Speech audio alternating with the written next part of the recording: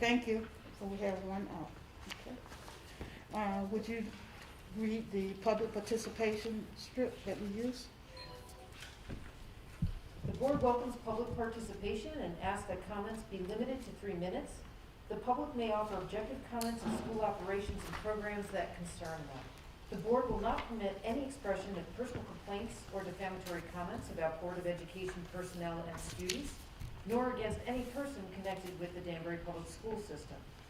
Danbury residents are also invited to send brief comments and questions via email in advance to dps_public_boe@danbury.k12.ct.us.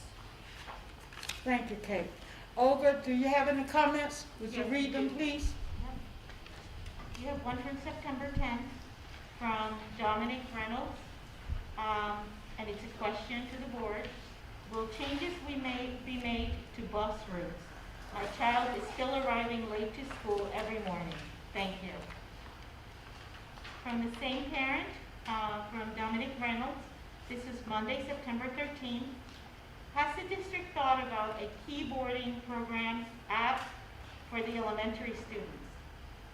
Since the pandemic, and because students will be expected to continue to use the Chromebooks, students need to learn how to type. Thank you for your consideration. Thank you, Olga. Next on the agenda, do we have anyone in the audience that want to come before the board? Seeing none, we move on to the consent calendar. Kathy? I make a motion that the Board of Education approve the item on the consent calendar, Exhibit 21-101, as recommended. Second. Motion made by Kathy, seconded by Joe Da Silva. Any questions concerning the consent calendar? Seeing none, Kate, do the roll call, please. Rachel Chalesky, Aye. Kate Canetta, aye. Gladys Cooper, Aye. Lauren Bailey, Aye. Joe Da Silva, Aye. Rich Janelli, Aye. Kathy Molinaro, Aye. Al Russo, Aye. Amy Spallino. Aye. Thank you, Kate. Motion so carried. We move down to our educational staff representative. I don't see anyone here, unless someone, no? Okay, so we move on down the agenda. Our student representative, I would just like to say on behalf of the board, thank you for being here with us tonight and bringing the information from your particular school to share with the board. So however you three young ladies want to start, we have DHS and we have ACE, I think. So however you want to work between yourself to bring the information.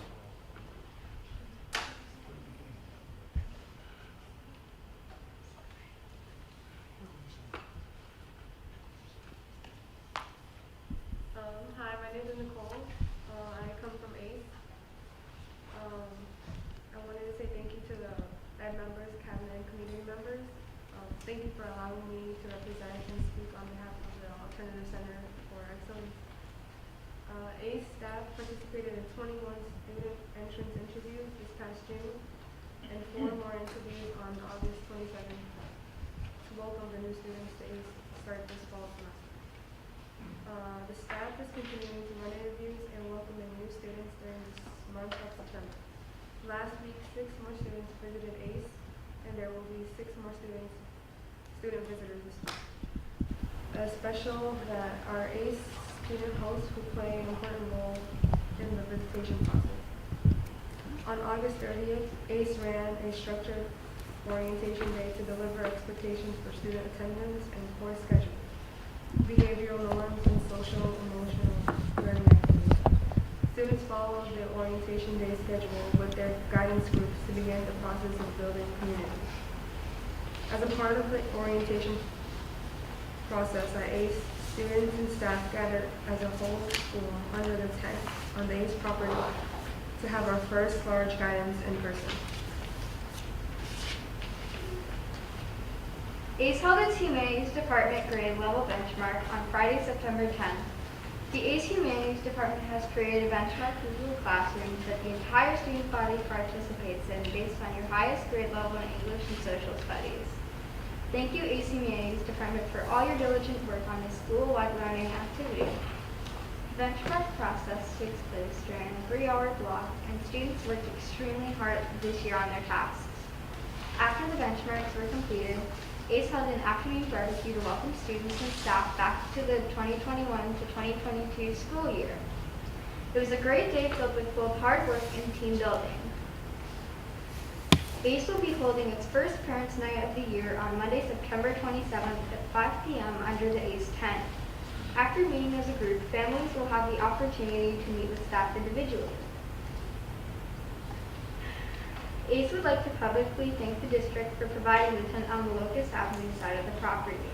We have been using the tent for whole school assemblies, Parents' Night, school lunch, and several teachers have run collaborative classes under the tent. Thank you for supporting us with this resource. Thank you all for allowing us to share what is going on with our ACE family, and have a nice evening, and stay ACE strong.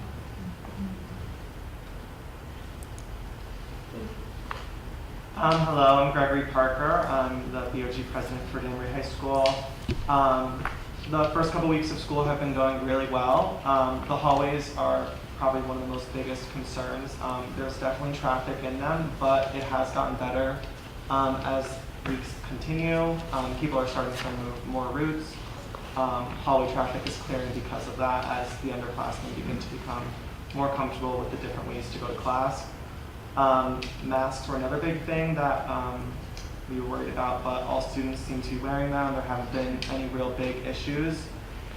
It does get a little uncomfortable in the heat, but as the buildings start to cool down, masks definitely become easier to wear. As for the cafeteria, the lines haven't been a problem. Cafeteria food is being served efficiently. And the tents, personally, I think are super cool. They're super popular. Everyone does like to go down to the blue tables and have lunch. Social distancing still applies outside. At the blue tables especially, the students just are a fan of the tents and eating outdoors. It's nice to be outside eating lunch with all your friends. So I do have to say that that's a personal favorite at the blue tables. But other than that, school opening has gone really well. And that's all we've done so far. Hi, I'm Tina McGill. I'm the BOG Vice President of Danbury High School. So moving forward, these are some of the events that we have going on. So Senior Fest was supposed to be this Friday on September 24th, but it got postponed due to rain until October 29th. Our first home game is this Friday against Norwalk at 7 o'clock, and it will be orange and blue themed. And then on October 13th, we have multiple events going on. So the freshmen and sophomores have their PSATs, while the seniors have capping down. The senior 2022 photos and the handprints will be done during that time as well. We're planning to have a movie night either on the field or through a drive-in on either October 14th or October 15th. Since we can't have a homecoming this year, we thought like that might be a better alternative to having a dance. And then me and Greg and the rest of the BOD members are super excited for In-Person Spirit Week this year. It will be on the week of October 25th. And we chose that week instead of the week of homecoming because we wanted a full 5 days of Spirit Week, since that week we have Columbus Day and the PSAT, so we thought it would be better if we moved it. The themes are still pretty up in the air and undecided, as we still need to ask the rest of the BOG executive council members, but our themes will probably be Red, White, and Blue, Day in Paradise, Orange and Blue Day, either Character or Decades Day, and Twin Day. Thank you. Thank you all so very much. And I would just like to say to board members, I know we can't hear and ask questions like we have normally done when we're at Beaver Brook, but when the minutes come out, probably tomorrow, you can see the comments that all the students brought to us tonight.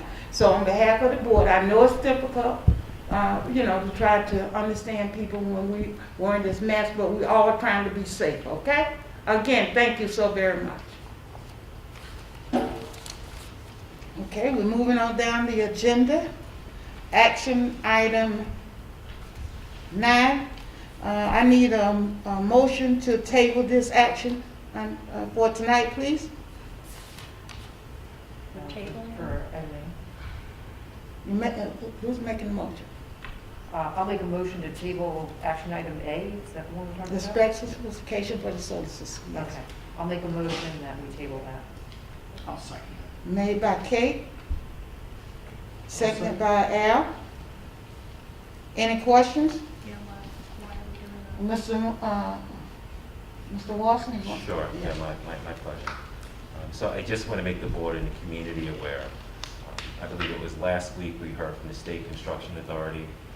They made us aware that if we wanted to receive the reimbursement for the installation of the solar panels, and of course we do, they would not reimburse us for any solar panel installation on a roof that's any older than 4 or 5 years old. And so, given that information, and as our partnered with the city, the request right now is to cease and desist from the project until we can reevaluate and kind of reassess. And then, until further notice, we will cease and desist on this project.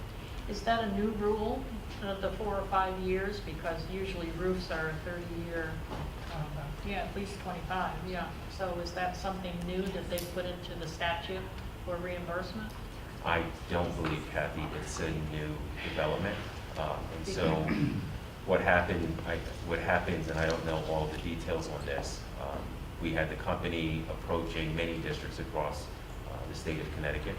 And in this case, of course, they come to the district, but they come to the city, making the cities and municipalities aware of the potential cost savings. And so what we heard from the construction authority is that they had to come back kind of after the fact and tell school districts that these projects they would not be approving unless the roofs are less than 5 years old. Are you finished, Kathy? I was going to say, I think I remember that when we did have those installed on the other roofs, they were in conjunction with the new roofs at the time. Am I correct on that, I think? Yeah, probably, like Park Avenue had a new roof. Yeah, okay, thank you. Sure. Mr. Giselle? Yes. it. We were part of, and this is really an embarrassment or a major disappointment, because at the meeting that Kevin, myself, and city officials and the mayor attended, as well as the consultants of the utility company, they never specified that this was a glitch in the system.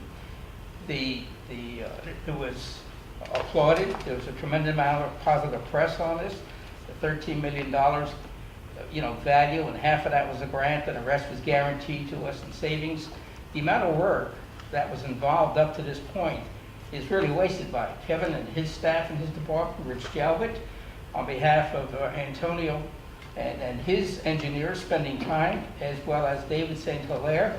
I mean, it's a tremendous amount of work that was done to jump hoops, through hoops, for a short period of time. If you remember, one of the summaries I said, we came, I think it was the 6th of the month, and we had to get an approval for Kevin to file the grant because it was between the 1st and the 10th of the month. Mm-hmm. And then all of a sudden, somebody from the state wakes up and notifies us or somebody here of this glitch. As to why the consultants never told us this, what was beyond me. So it's really an embarrassment and a sad thing if it doesn't go through.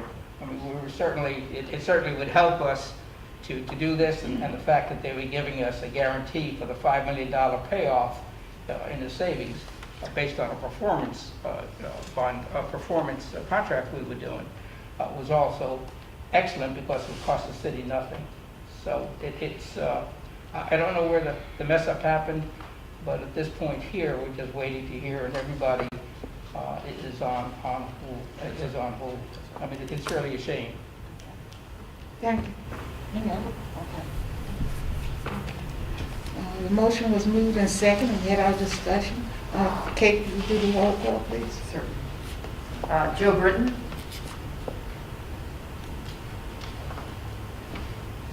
Joe, I need you to unmute if you can hear me.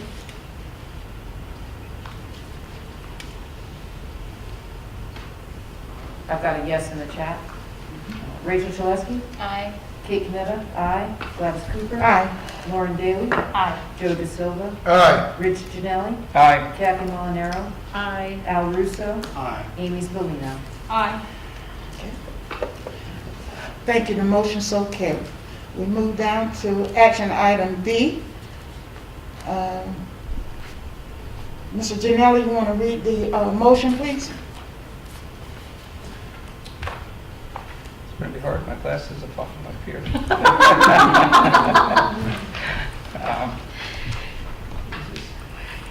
Just bear with me while they unfog. I don't know if these will help you with that. All right. Generating heat and sit next to Kathy. Thanks, I think. Okay. The motion that the Board of Education approve the end of the year fiscal 2020-21 financial report, okay, the general funds in accordance with Exhibit 21-103. Motion made by Mr. Janelli, seconded by Kathy. Then discussion. Discussion, please, Madam Chair. Yes. Just my thoughts. My thoughts are that there should be some numbers attached to this general statement, and it's a bit anorexic. It doesn't give us numbers of where we actually stand. It's just sort of an explanation. So I would, is it too late for a motion to table this until we get a more thorough report? Mr. Wilson, and could I sort of interject?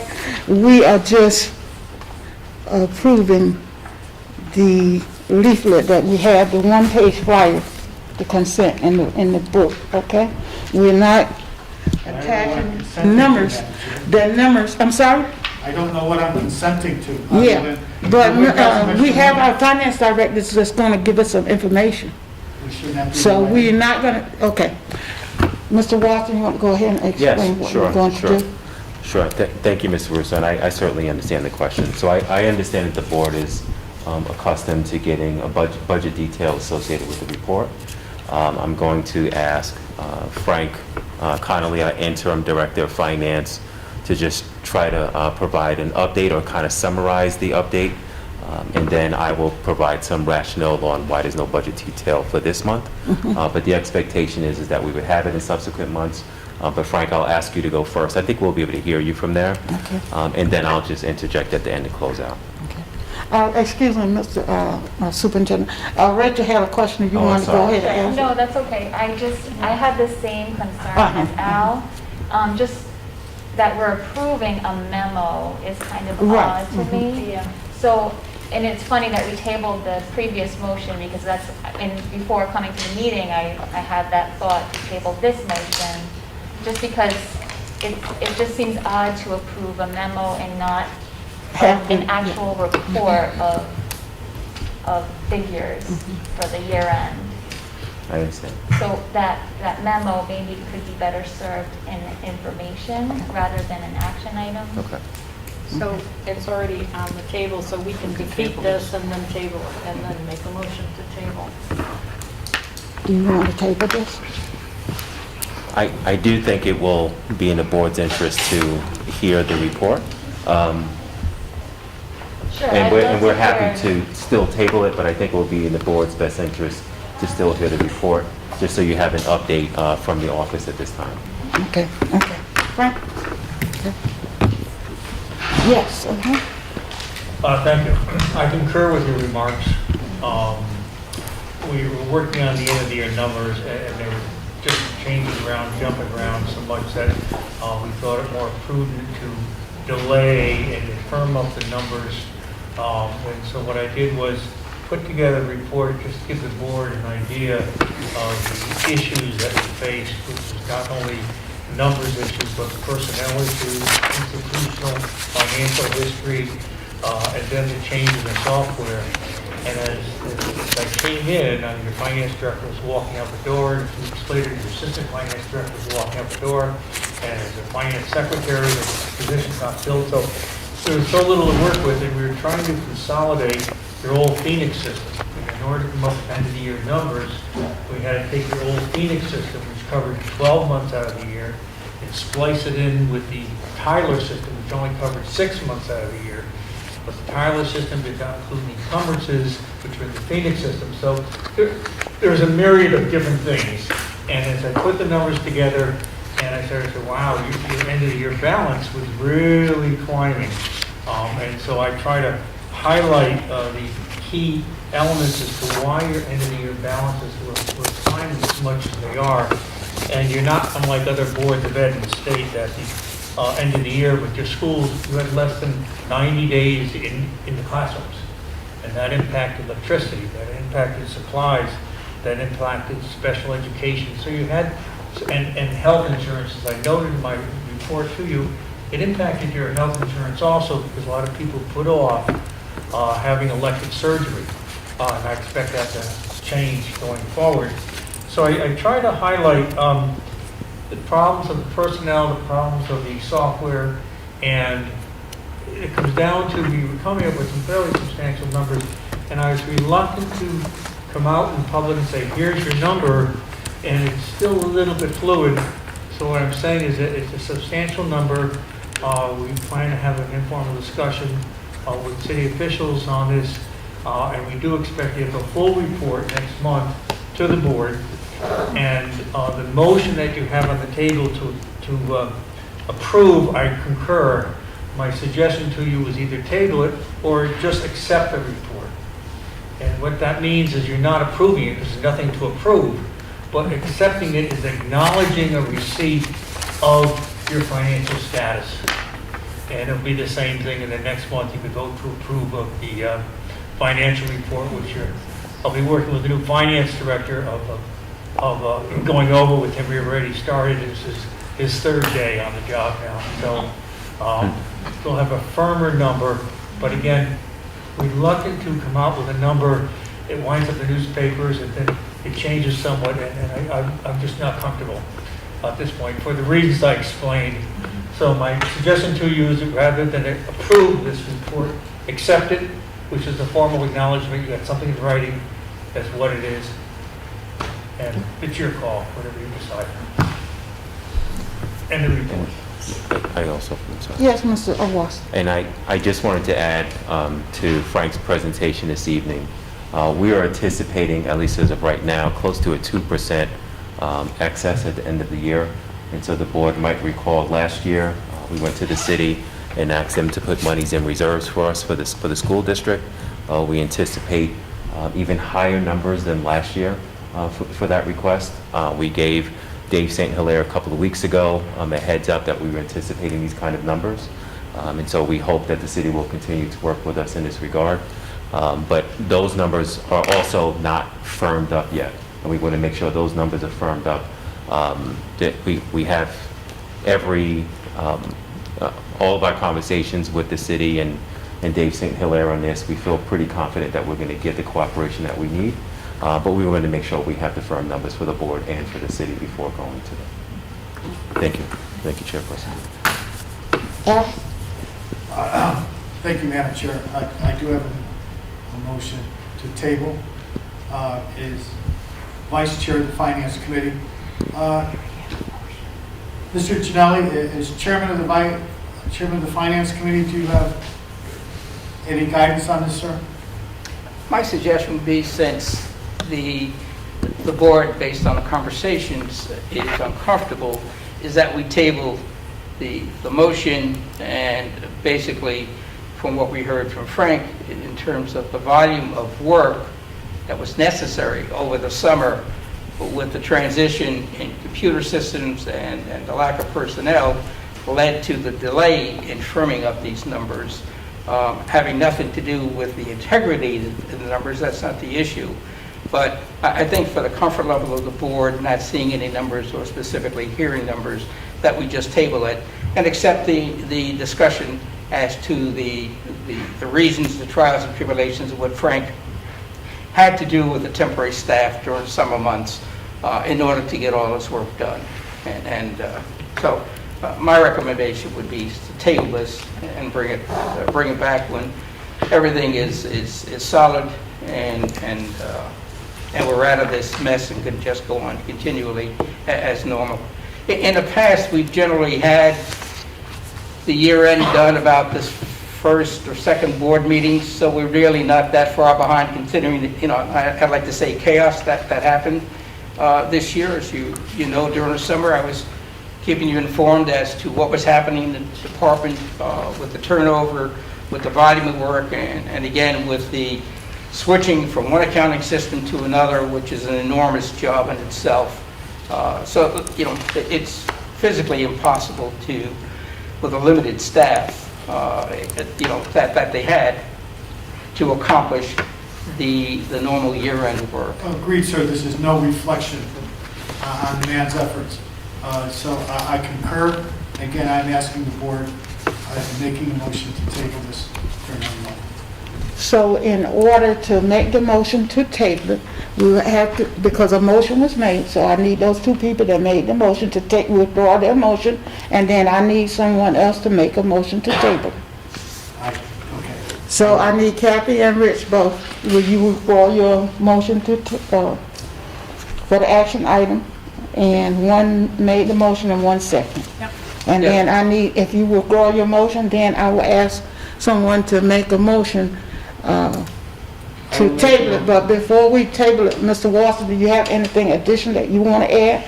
Is there a specific reason that you wanted this completed tonight? No. The important thing for me was to make sure the board had an update. Okay. And so as long as that information is out and available for the board, I'm very comfortable with how we proceed. Okay. Okay, so Mr. Al, you will make the motion to table? I will. Okay. Thank you, Madam Chair. Seconded by? I'll second. Who? Okay. Who seconded? Could I hear you? Okay, thank you, Rachel, I'm Way sorry. down here.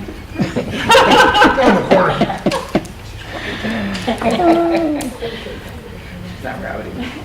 Just you wait, just you wait. Okay. So, Kate, you want to do the roll call, because there's no other discussion when we take this up? Joe Britton, he is a yes. Okay. Rachel Chalesky, Aye. Kate Canetta, aye. Gladys Cooper, Aye. Lauren Daly, Aye. Joe De Silva, Aye. Rich Janelli, Aye. Kathy Molinaro, Aye. Al Russo, Motion to table. Amy Spallino. Okay. Okay, so the motion is carried. Okay? Thank you all. Okay? So we move to action item C. Amy, would you do action item C? Yes. I make a motion that the Board of Education approve the 2021 to 2022 teacher evaluation plan as recommended by the T-Val Committee and in accordance with 21-104. I'll second. Motion made by Amy, seconded by Kate. Are there any discussion? I just wanted to ask. Yes, Rachel. I just want to ask what the basic changes that we're approving. Okay. Mr. Watson. Sure, From the and original one. no problem.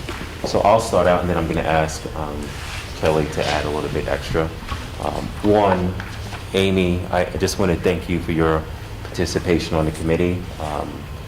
There was some great partnership from the T-Val committee. And so Christy, Christy's elite, Dr. Zalita, who is our union representative from the administrators, and then of course Erin Daly from NEA and our teacher group, and then all of the rest of the teachers and administrators on the group. The big focus for us was certainly to focus on, similar to last year, in terms of the state goals, and that was to focus on student and parent engagement and the social emotional support for our students. And given Kelly's expertise in school climate and social emotional support, Kelly's going to just provide a little bit of additional information on the changes for this year. But it's not significant, other than what we did last year counts now. Okay. That's really the big shift, and there are a couple of tweaks regarding teacher supervision, like teacher observations, et cetera, and so Kelly will speak to those now. So just as in last year, the social emotional learning piece is an essential focus of the state and the district. So we are recommending that teachers focus on that along with parent and student engagement, but both for the benefit of supporting and improving academic achievement for students. So teachers will still be scored on their action steps, meaning the steps and programs that they implement to achieve those goals. The number of observations has been changed slightly.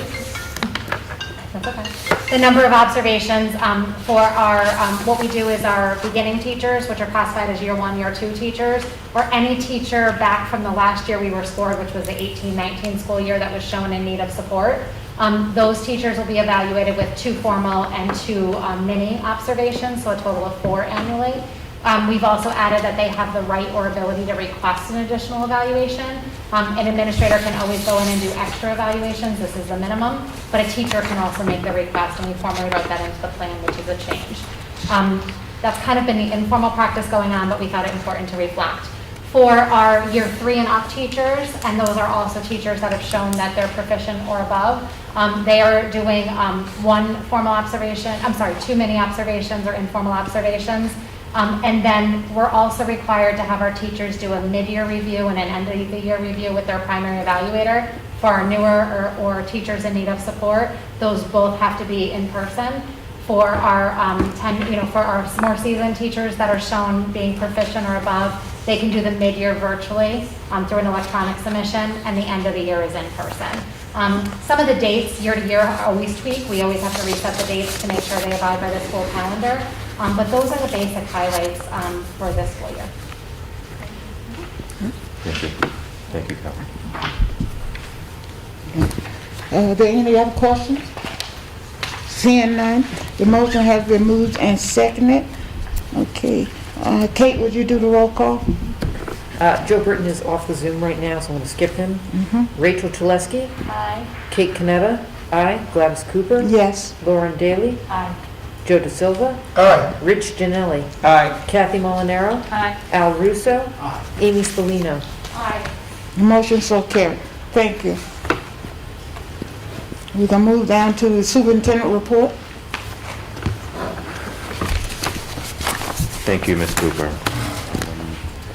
So have a couple of updates for the board and the community. One, I would like to speak to our challenge around our buses and transportation. Just want to acknowledge one of our families asked a question earlier in Public Speaks. That's one. I've received several, and when I say several, I mean 20, 30, 50 plus emails from families regarding busing, and I understand. I understand why, because we continue to be challenged with our bus routes. Certainly it has been improved over the last week. The first week we were so concerned, quite frankly, we thought we were gonna have to do something drastic to make sure kids got home in a timely fashion. It improved the second week, and it continues to improve. Actually, this week we have a tracking monitor for arrival and departures at every school, something quite frankly we only typically do for late buses.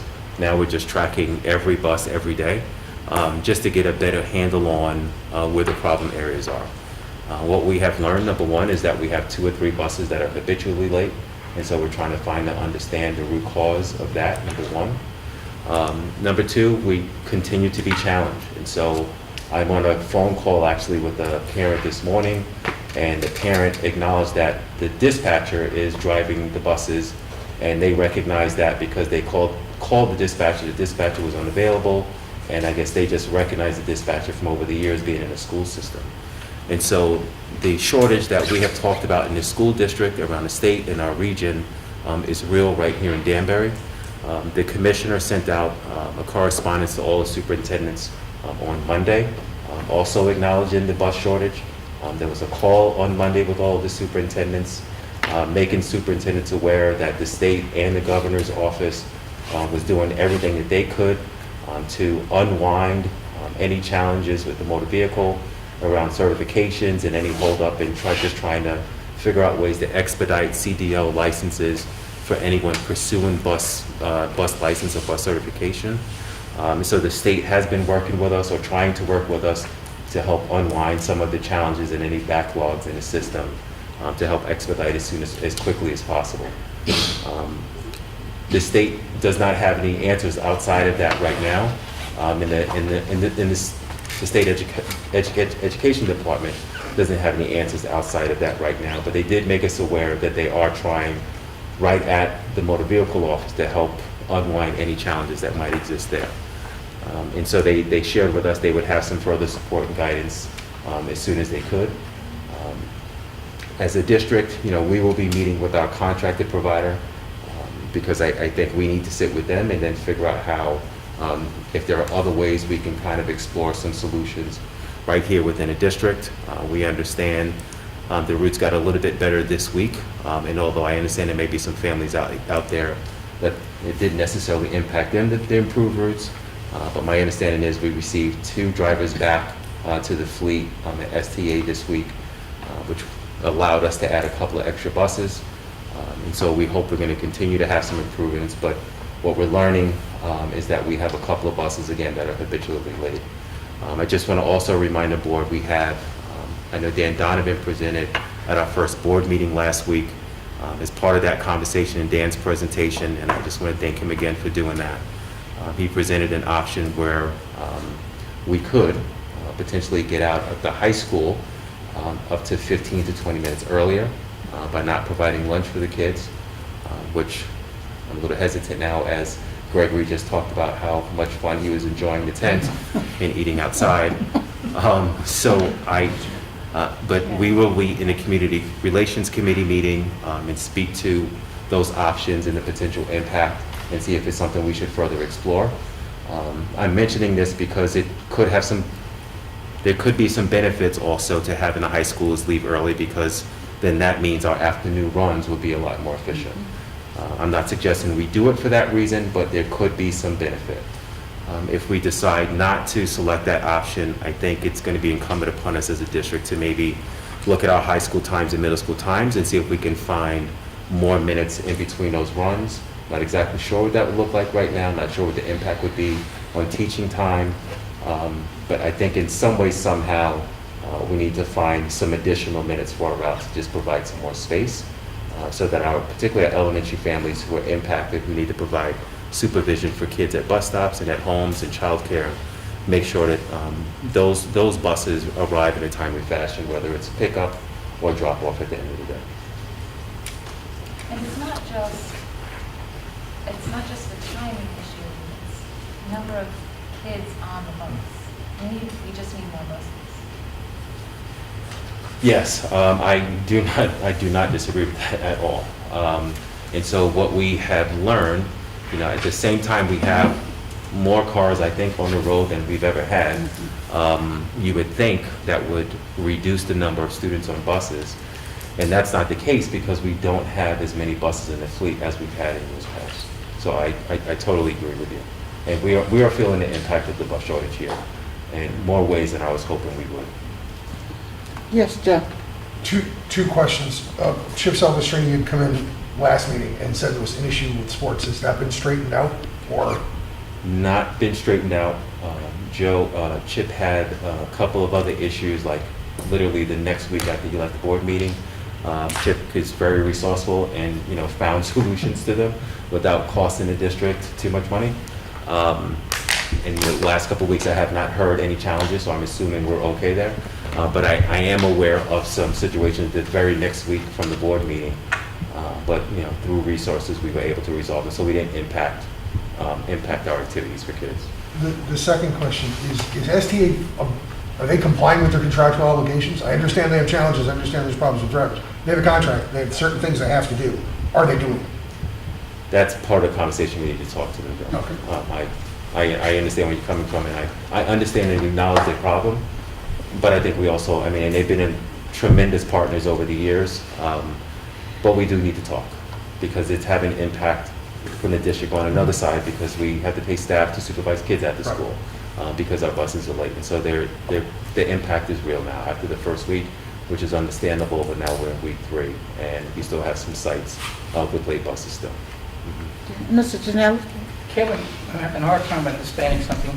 It was my thought and understanding that in last year's conversation relative to the financials and the budget presentations, that we were paying the drivers the full salary to ensure us that opening day they would, we'd have a full staff and therefore to eliminate the need to lay off people and then to rehire people. In addition to that, I thought, if my memory serves me correct, that we were I think adding on 10 buses, a need for the Brookfield location and another, a need for the enrollment increase that we projected. So with that being said, where is the shortage happening? I can understand, in order to become a driver, there are motor vehicle logistics, so that's something. But at least on the status quo, I looked at it that the payments that we made for full salaries at least would assure us the opportunity to be fully staffed with drivers and not have this problem. Normally in years past, we've always had glitches in the first couple of 3 weeks to get the routes squared away, so that's normal. But I don't recall this particular issue, and I don't understand why, unless I'm missing something. So, Mr. J, I think part of just kind of unpacking some of the things I just heard you say. One, the agreement we made with STA last year was to make the drivers whole, right? So to make sure they didn't take a cut in pay, a reduction in pay, they didn't have to take a reduction in pay and go on unemployment. We made sure they were kept whole during the pandemic. STA also hired additional buses to the fleet. But this is assuming once this school year started, all of their bus drivers came back to start the school year, which my understanding is that did not happen. In addition, they added additional buses, and we didn't get additional drivers to drive those buses. So that's my understanding how they began the year. And so they have substitute drivers, and that helped to plug in. But this is then, of course, also assuming that every driver is at work every day. They have people calling out, just like our staff calls out, from time to time. And so a lot of our families, they may have bus 20, and then the next day they may have bus 20 and bus 35 and 38 on the windshield. And that's because the bus company is collapsing routes, because this is their reality at 5:30 in the morning, as they're trying to get ready for a school day. All right, thank you, it makes sense. Another question is to keep track of this. I know some parents were in their portal when they go, they have what they call an excused absence or an excused delay, which is not necessarily the child being late, but it's more attributed to the bus being late, but yet reflects on somehow the student there. Is there any way to, at the end of a period of time, is to calculate this data or to change the software so it delineates that this is a bus issue, and then go back and say to SDA, what the statistics were, or at least alert the parents that this is not an issue of your kid being late, but it's just a transportation issue. Right, so it's the general practice, and I would like to think all of our principals are doing this, I'm sure they are. When there's a bus that arrives late, there's kind of an announcement, bus 22 is coming in. And so all of the students on bus 22, they're not going to be marked late. If there is, it should be overturned quickly, because sometimes the teacher might mark them late forgetting that the child is on bus 22 as an example. Right. So there may be a couple of instances where it needs to be overturned, but generally, bus comes in, there's an announcement from the office that bus is coming in late, and that child is excused accordingly. We may miss some at the high school, but there's enough gap in between the high school that really shouldn't be an issue, because those buses get there before that 7:20 drop. It was also, something that may alleviate some of the necessary calls to your office. Every parent saying my kid wasn't late, and yet it was marked excused late. So, but Kevin, I apologize for asking the second question. I heard from a lot of parents, I've seen this a lot on social media, the app that tracks the buses shuts off at 4 o'clock. It goes dead at 4 o'clock. Is there a way to fix that? Because we now routinely seem to have buses that are running for late elementary schools after 4. Is there a reason why it shuts down at 4? Can we tell the bus company to not do that? I can, I'll answer you this way, John. So, and thank you for asking that question, because I had a number of parents also asking about the app as well. This is what I've learned from the bus company. And so just going back to the example that I shared earlier, 5 o'clock, I'm not trying to make excuses for STA, like this is part of our job, but I think this also speaks to the shortage. And so it's, let's just say 5 o'clock, the bus company is going in, 4:30 the bus company is going in. We're all used to reviewing the app to find out where the buses are. And so my child is on bus 20 and the bus company, and so I'm watching the navigation and hoping this bus is going to be on time so I can leave to go to work. Behind the scenes at 5:30, 6 o'clock in the morning, whatever time it is, the bus company, if 2 or 3 people are out, they are combining routes early in the morning. And so the app and the navigation that's associated with your child's route is going to be off considerably. Because if I'm bus driver 20 and I pick up half of 15 route, half of 38 route, and my understanding is that I learned from one of my colleagues, that's right, and then another bus driver may pick up the other half of 15 and 38. And so the app has been off consistently, is Not my off, understanding. it shuts off in the afternoon at 4 o'clock. The app goes dead, and you can't track the So- bus after 4 PM. I got you. I'm sorry, maybe it was badly I'm sorry. phrased. It goes dead after 4 PM, and you can't track where any bus is, it just shuts off. I was not aware of that. I have not heard, Joe. Okay. So I will look into that and find out. I've had a bunch of Because people tell me that, I don't know. It's how one to thing use for the the app. time to be off, but to see it totally off is, I'd imagine, a little unsettling thing. Yeah. It may just be that they assume that the buses are done by 4, and that's when it's automatically set, like a street light set on a timer, but if they're not gonna have kids home by 4, and they don't seem to be able to do that, we need to fix the time. Thank you. Thank you.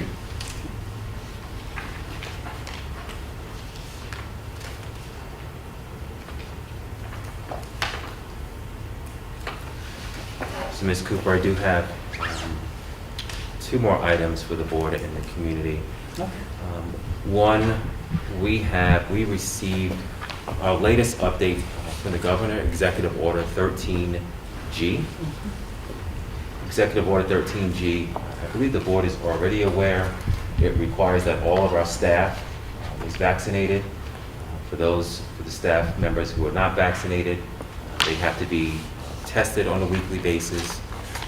And then we had an emergency meeting on Friday with superintendents, and then another meeting this week with even further clarification about the expectations of districts across the state of Connecticut. Kim has been working with all of the union leaders across the district, and I can't thank all of them enough for their cooperation throughout this entire process.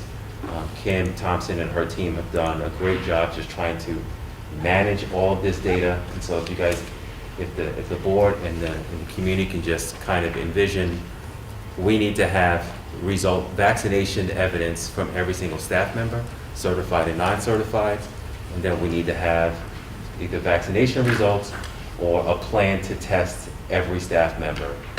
And Kim is going to share with you shortly. We learned that on September 27th, the rule is in effect immediately. We got some good news earlier this afternoon, but I'm going to ask Ms. Thompson to share some more details on it, because this impacts all of us. Extracurricular activities, requests to work in schools after school, any volunteers that we may accept and approve for them to work with our children, all of our staff. So Kim, we're ready. Thank you.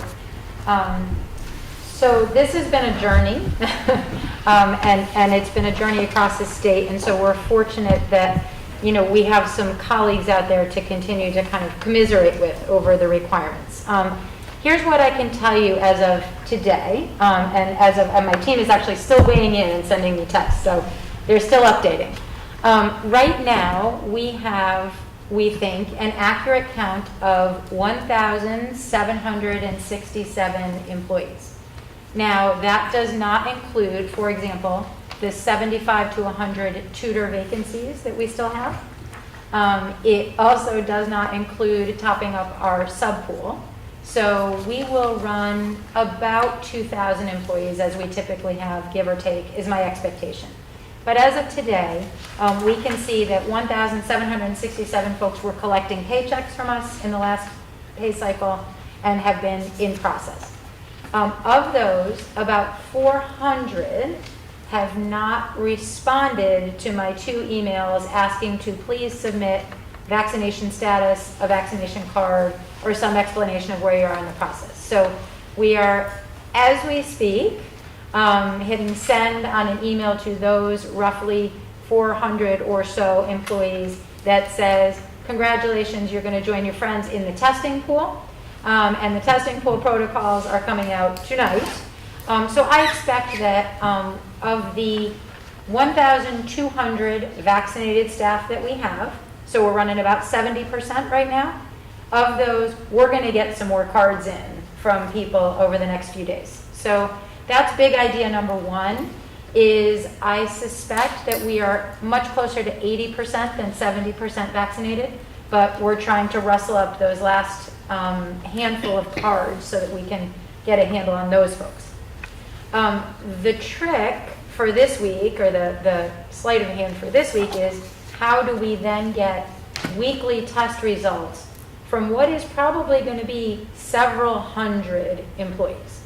And so, just one point to note is, and it's a bit of a bird walk, but there is a provision for requesting an exemption, either religious or health related, from showing a fully vaccinated vaccine card. That exemption does not exempt you from testing. So all those people that we are now in process with their request to be exempt from producing a card still have to go and test. So right now I'm dealing with the big group of people who need to test. We don't any longer have the capability of testing in-house. So what we do know is everyone needs to test out in the world who needs a test. And what we know from the executive order and the guidance and the update that came at 2 o'clock this afternoon, because it continues to update, is that there are free locations where folks can go and test. It can be rapid, it can be PCR, but it needs to be one of those. It can't be the home test. And people can go to a place of their choosing to get this test. We have devised a Google form for everyone to use, and it looks very much like the one we used last year for COVID-related absences. So what our employees will do is go in and fill out a Google form that has name, location, phone number where we can reach you, email address, and an assertion that they have taken a test on a certain day, and it's going to have to be within 72 hours, and an assertion under penalty of law that they are either positive, negative, or inconclusive, and they will upload that test. What's then going to happen is that Google form will populate an Excel spreadsheet, which is going to allow us to monitor those multi-hundred folks and see whether they've got positive, negative, or indecisive tests. Right now, and this is a conversation that's ongoing with our union partners, right now the plan is for anyone who cannot produce proof of a negative test, so that means the test center lost my test, I didn't get a result on time, or it's inconclusive, those folks are going to stay home on an administrative leave with no pay. No sick time, no pay. And that's one of the things that will be the subject of continued bargaining with our union partners.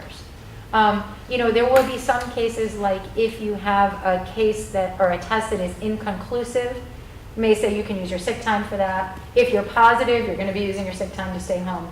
But right now, the guidelines make pretty clear testing failures are on the employee, so failure to get the results on time is going to be on the employee. What we're going to do for this week, because I think everyone across the state anticipated that in this week 1, which starts on Monday, that you could test during the week and submit a result. What, much to our surprise, at 6 p.m. on Friday we learned was you had to have a negative test in hand on Monday morning. So everybody did a lot of scrambling. Everybody, I think, honestly kind of said, can't do it.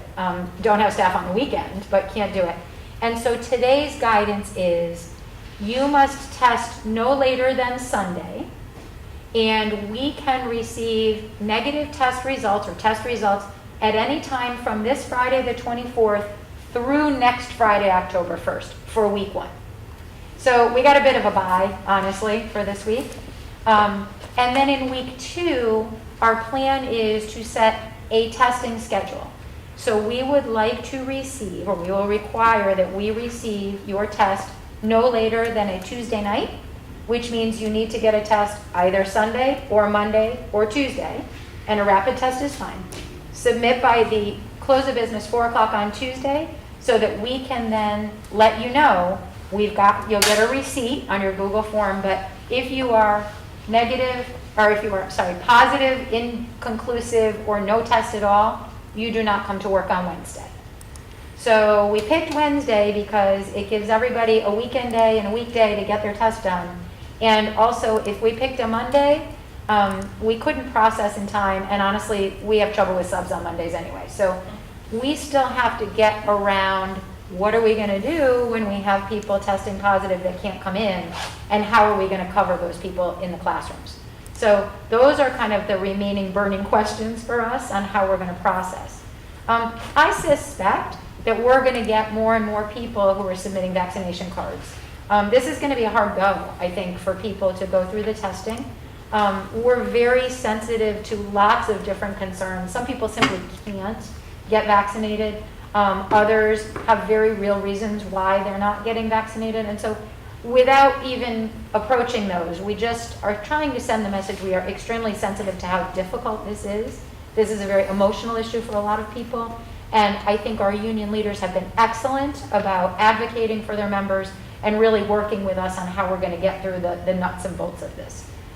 It's going to be bumpy in the first week. I asked Mr. Wilson, who approved my bringing in some temporary help for us to get over this hump. And I think once we get it automated in the way that we foresee, it's going to really start running pretty easily. But right now, we've got some challenges. So as I said, the email is going out tonight to those of our folks who have not produced a card yet. And we'll see how we go with the next couple of days, and then next week into the week 1 of testing. Yes, Mr. Janela. Kim, the testing sites, are they Danbury specific? Yes. So Okay. there are 2 state-approved free testing sites in Danbury that came from a list that I received from Kathy O'Dowd today. One is the PAL Center and one is the War Memorial.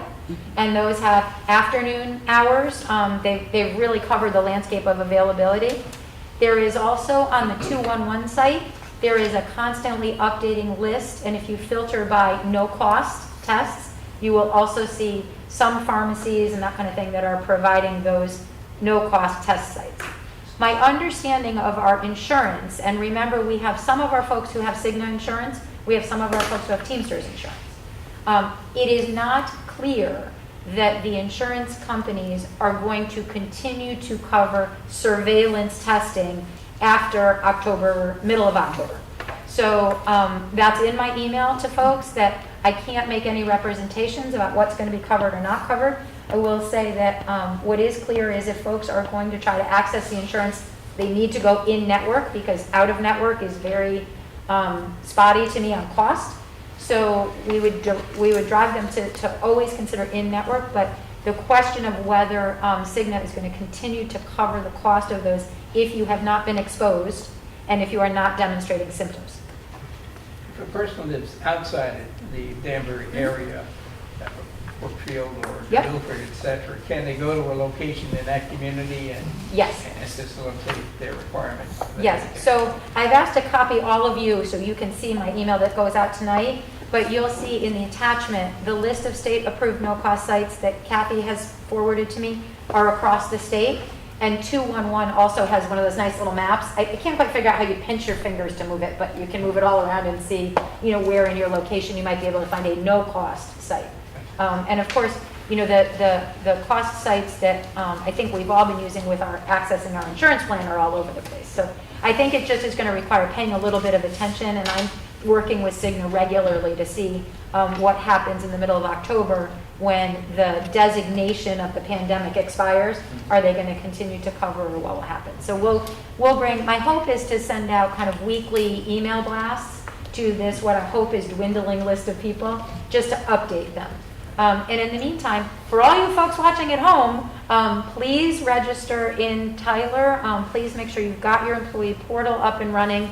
And if you have not, we are going to set up a dedicated email address for portal problems so that we can try to troubleshoot those to get people in and registered in our system. Thank you very much.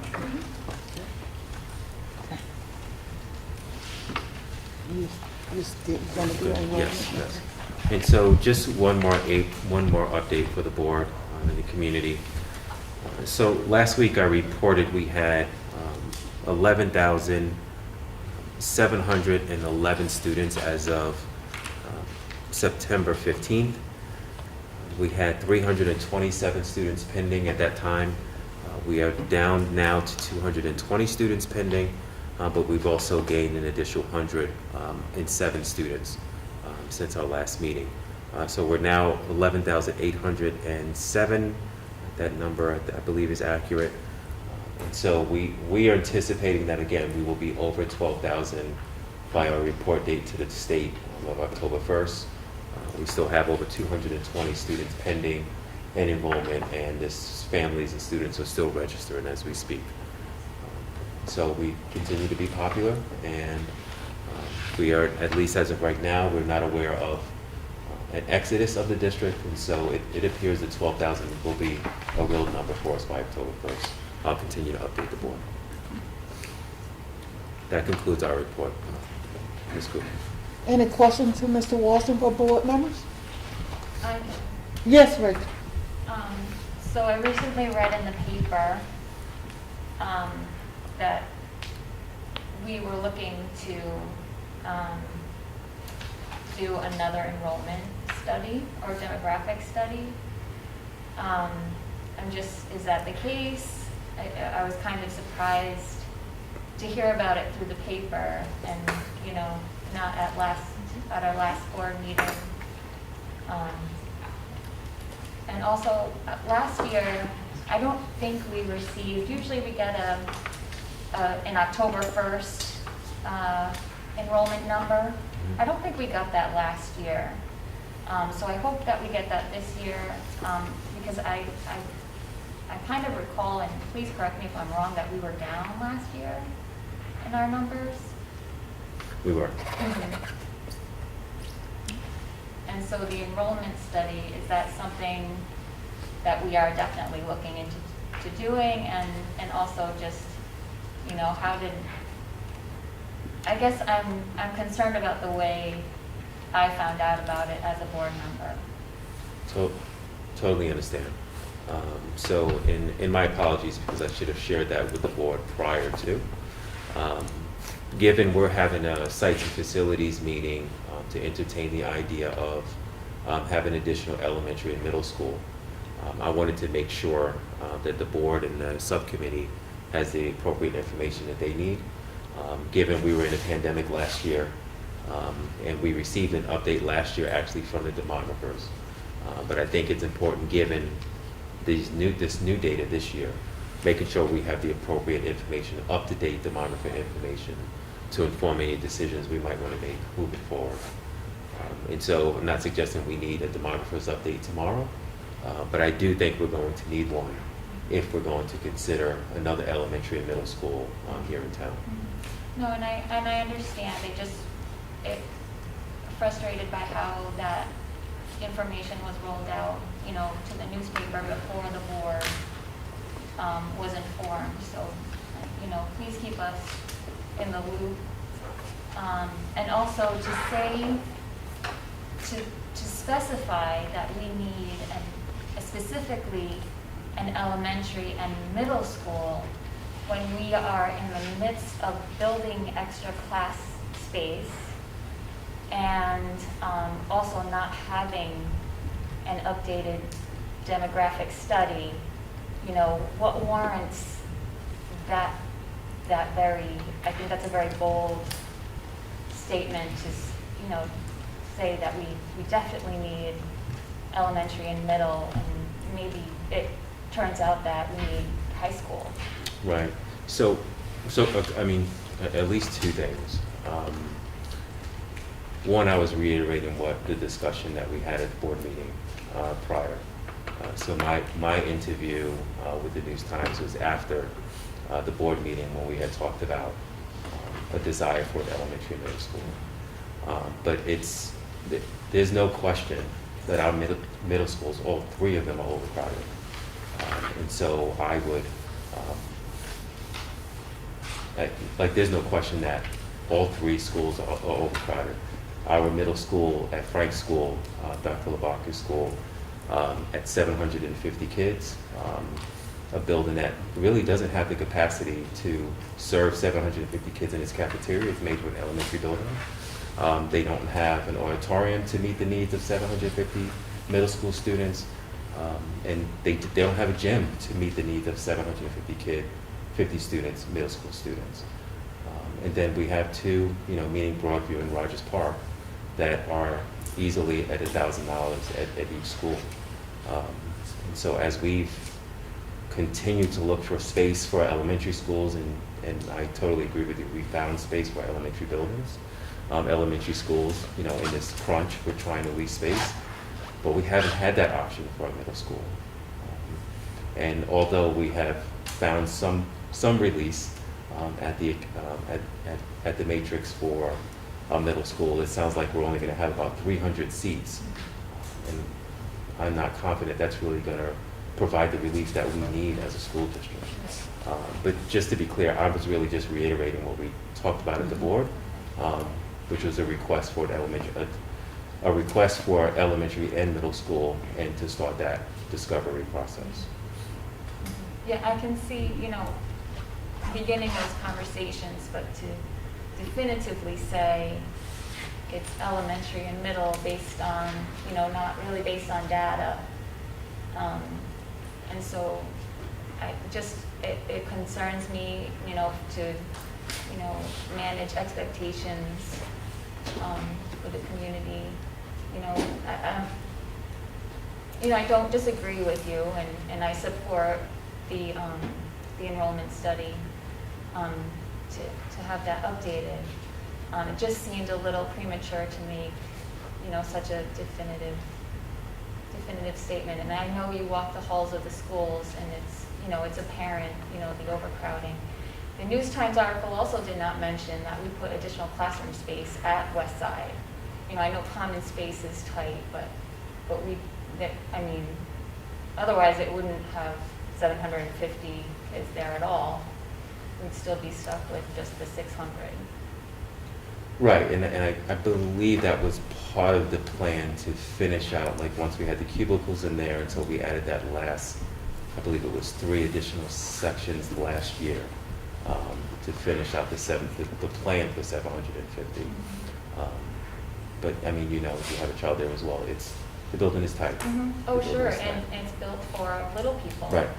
And I had a conversation with Dr. Sal, before the task force met, the city task force, and said, that should be our elementary school, and, a whole new middle school should be erected, not, Yeah, I recall it. and then have, Mill Ridge Intermediate back.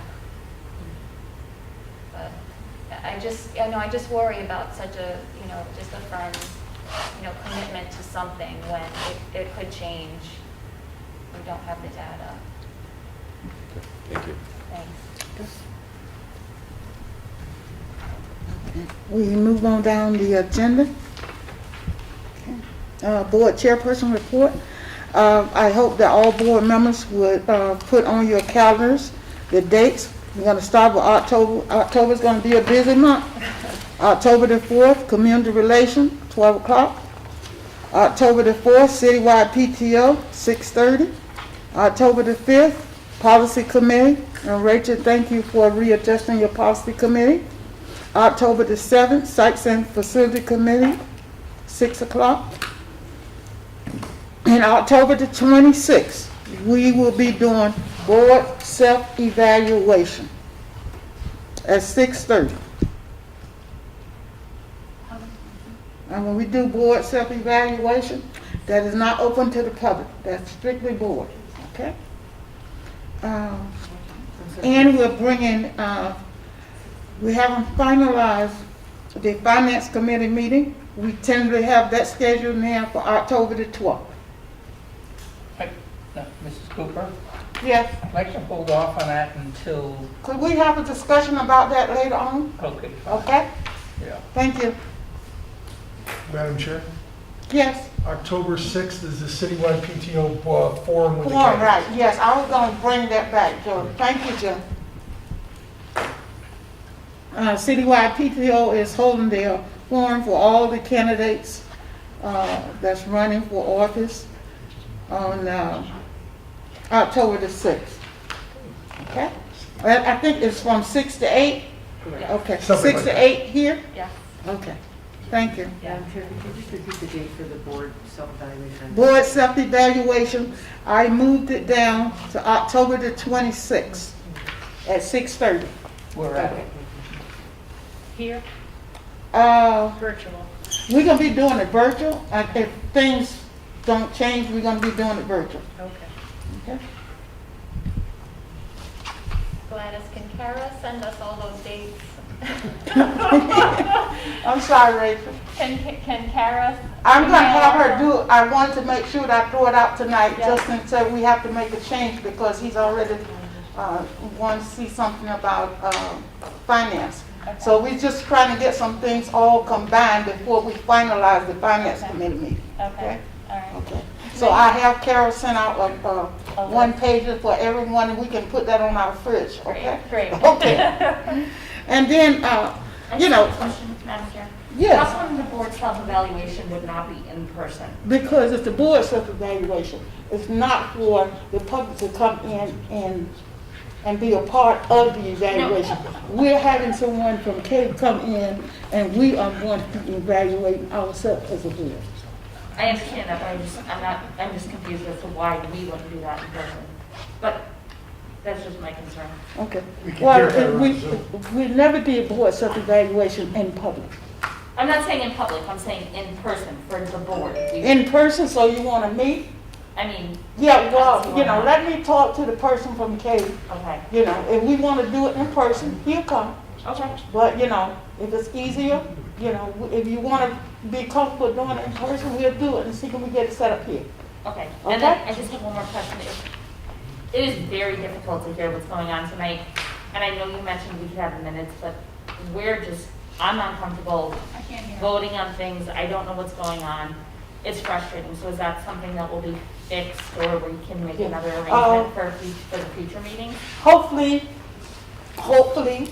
to the superintendent, that we can get back at Beaver Brook next month, Okay, okay? I'm not saying definitely. Until then, could we at least see how they have a back table like that? Couldn't we have? I can't hear you, Amy. that's what we're saying. That's our point. Couldn't we like turn a table? Make it a horseshoe. That was sort of my Make it a suggestion horseshoe. early when I first came in, but then, you know, the table was set up here, so, you know, but we just have to work around trying to make it better so everybody can hear. Okay, because we didn't have any microphones tonight. Yeah, well, There there I was see them, some more. but anyway, Yeah. I really had a hard time here. Yeah, okay, okay. Any other bad news? I've got lots of bad I make a news. motion we No, buy I have batteries. good news. I'm sorry, Rachel. I have good news. Yes. Could I, Are we on board reports? yeah, could I finish the Sorry, the yeah. chairperson report real quick? And we didn't talk about, and I thought it was a beautiful affair, Danbury High School graduation. It was excellent, it was beautiful, it was coordinated, and I certainly would like to thank Mr. Donovan and his staff for all the hard work that they did, and the students were just excellent. Everything really went well. And also, I'd like to thank Mr. LaRusso, I'm sorry if I mispronounced it wrong, and Billy Anderson, who are always making sure that things work right on graduation day. And I just think it was a beautiful affair, and I just want to thank everyone for helping make it a success.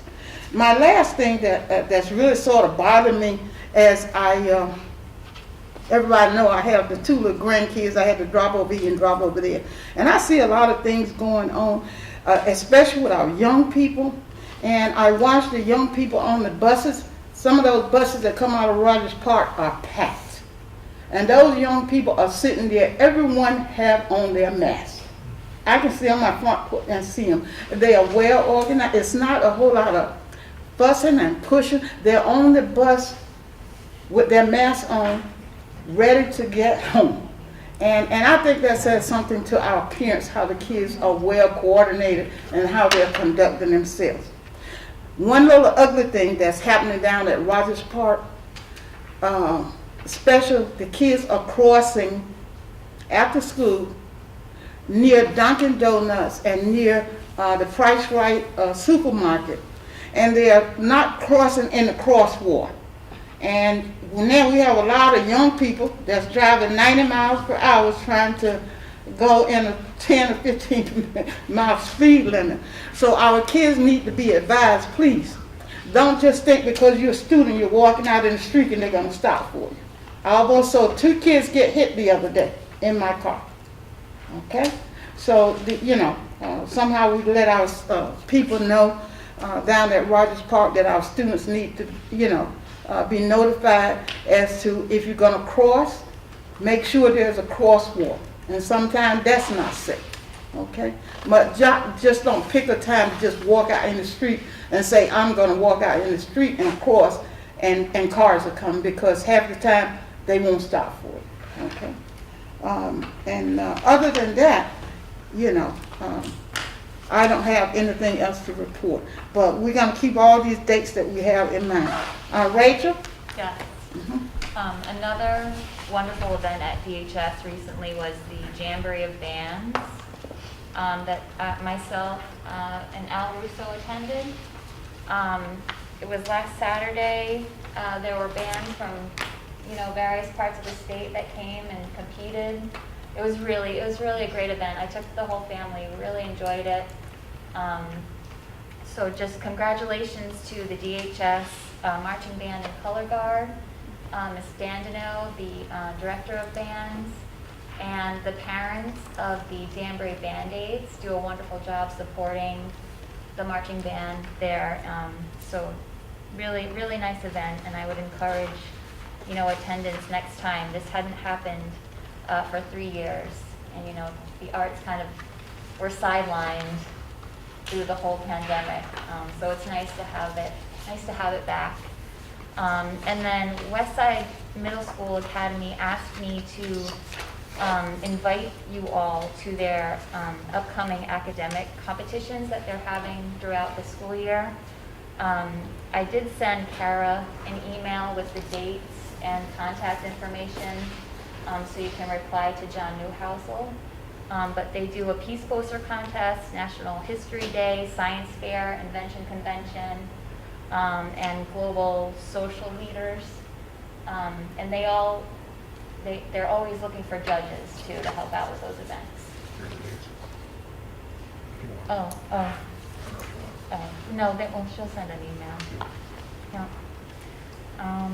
And that's all I have. And I also just wanted to mention that the CAVE convention that's happening in November, I'm not sure if anyone else is going or if you're encouraging members to go, but it's happening. It's one day this year, November 12th, so I don't know, if we could reach out to Kara if we're interested. Well, if people are interested, this is October, so let's take a look at it. And whoever is interested in going, they can submit their name to Kara. It's November the 12th. I have the information somewhere. Okay. If there's no other questions or discussion, everybody have them at their desk. Okay. I just wanted to thank Mr. Salvestrini for the passes that he's giving to all the board members for the games this year. I hope to get to a few of those myself, but thank you. If there's no other discussion, I need a motion to enter into executive session. So moved. Motion made by Joe. Could I hear seconded? Seconded by Al. Motion so carried. Yeah, oh, sorry, Kate, go through the vote. Okay. Joe Britton. Rachel Gillespie. Aye. Samantha, aye. Gladys Cooper. Aye. Lauren Bailey. Aye. Joe De Silva. Aye. Richard Janelli. Aye. Kathy Molinaro. Aye. Al Russo.